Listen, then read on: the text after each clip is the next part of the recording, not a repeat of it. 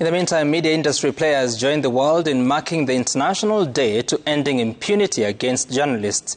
Industry players raised concerns over the rising culture of impunity against journalists, including arbitrary arrests, intimidation by security agencies, and huge fines against media houses.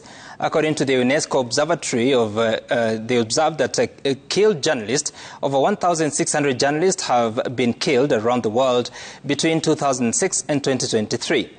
Nearly 90% of the killings remain judicially unresolved. Speaking at the same event, Director of Public Prosecutions, Renson Ingonga, committed to ending impunity against journalists in the country. Ben Kirui reports. During separate events organized by media industry players across the country and attended by representatives from the three arms of government, concerns were raised regarding the escalating threats and attacks on journalists in the country. Of particular concern was the recent summons of a nation media group journalist to record a statement in response to his coverage of the bandit attack at Kapindasum Primary School in Baringo. As we mark this day, we must call out that and ask the DCI to allow journalists to do their work.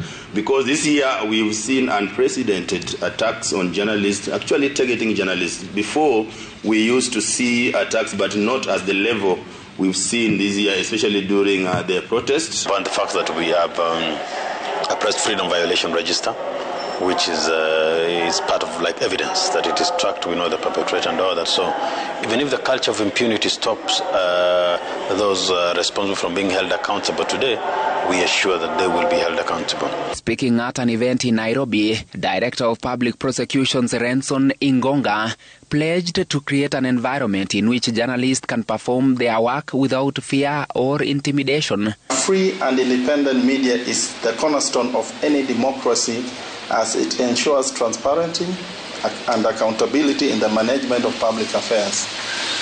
Therefore, journalists are the voices of the voiceless and seek to inform the public of their rights, freedoms, and public interest-related issues. In his commitment to upholding the rights and freedoms of journalists within the confines of the law, the DPP also promised to take a series of measures, including investigations into crimes committed against journalists and prosecutions of those found culpable, protection of witness and whistleblowers, training and sensitization programs for prosecutors, judicial officers, and law enforcement agencies, so as to adopt measures and strategies to address crimes against journalists, timely prosecution of crimes against journalists, collaboration and coordination between the office of the ODPP and media stakeholders, and transparency and accountability in dissemination of information regarding investigation and prosecution of crimes against journalists. It is therefore my firm belief that these measures and our collective commitment to change, we can make a significant difference.